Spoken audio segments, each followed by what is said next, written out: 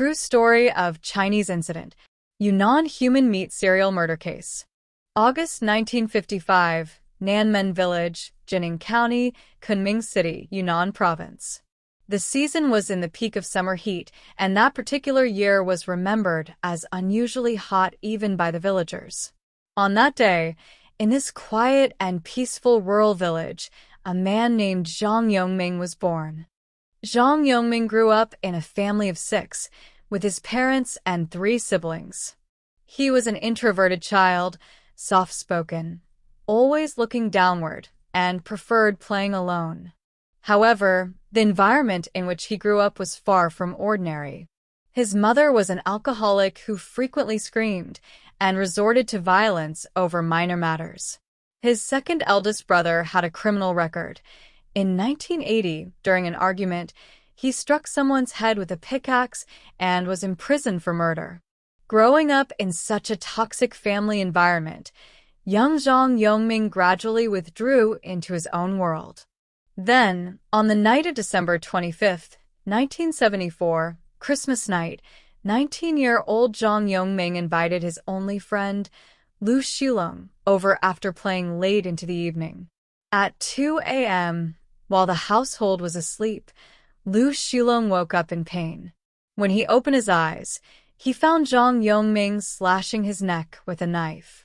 Hearing the screams, Zhang's father rushed in to stop him and immediately reported the incident to the police. Zhang was arrested on the spot. Surprisingly, Zhang claimed to the police that he was sleepwalking and didn't intend to commit the act.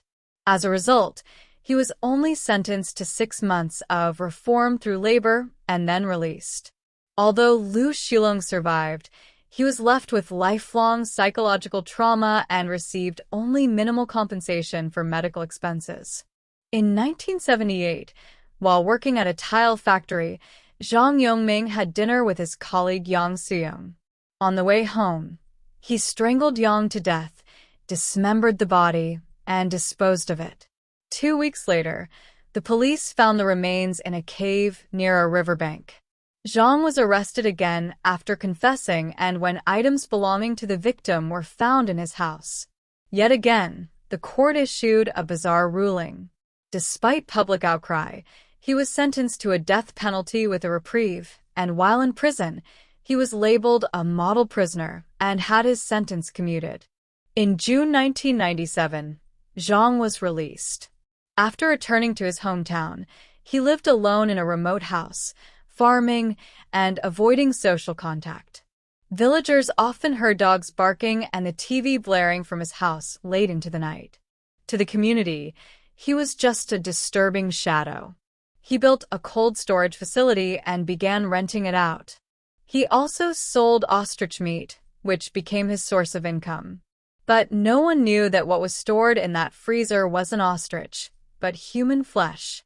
On May 1, 2007, a national holiday, 12-year-old Li Hanxiong went out to the field with his father, as usual. After finishing their work in the scorching sun, they returned home, but Li suddenly remembered leaving his jacket behind and went back alone, saying, "I'll be right back." That was the last anyone saw of him. As evening fell and the boy didn't return, his family panicked.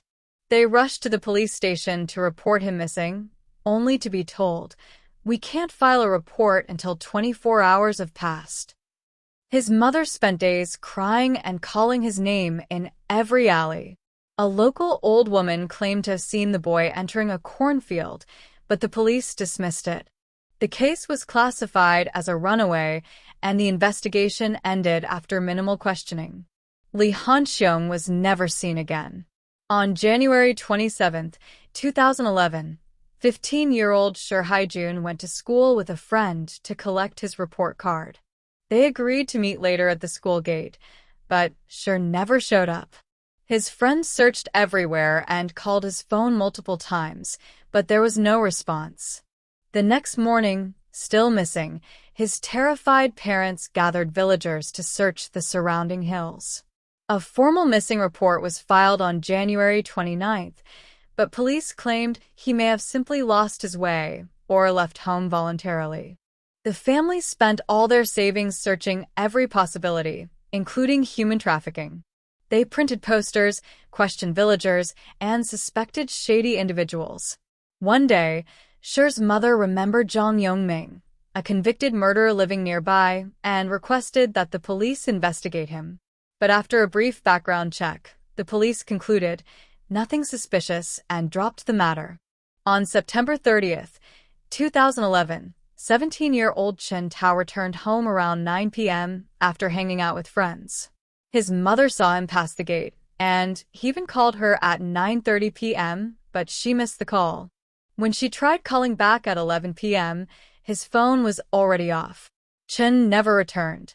He was last seen walking alone in an alley. On February 19, 2012, 16-year-old Kai Yunwei, while playing with friends, went to a public toilet across the street but never returned. After 20 minutes, his friends went looking for him, but he had vanished.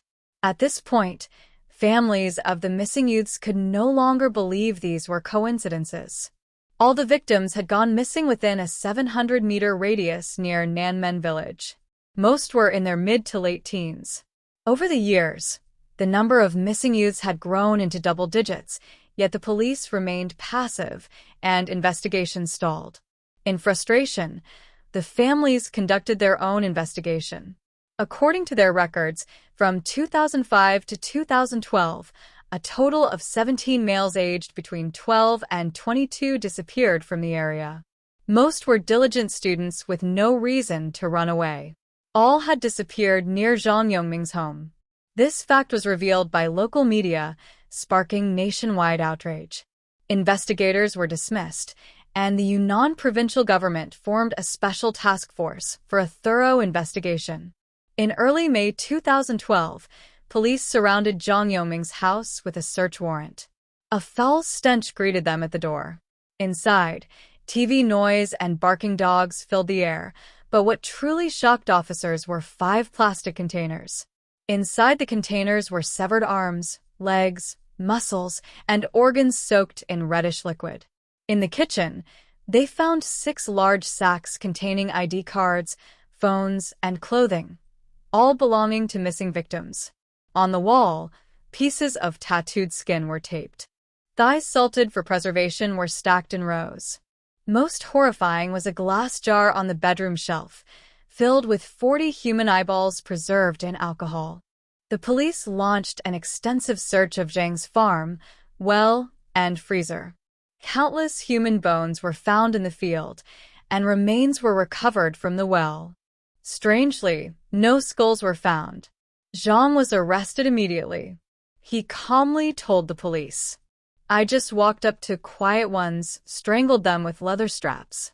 If they passed out, I hauled them in a cart, weighed them, then separated edible and non-edible parts." He confessed to feeding some remains to his dogs, burning or dumping others, and eating the rest himself. He also sold human flesh disguised as ostrich meat at the market. "I don't remember how many I killed. A lot." Forensic analysis confirmed that bones recovered from his property matched the DNA of 11 of the 17 missing individuals. This gruesome case shocked the entire nation.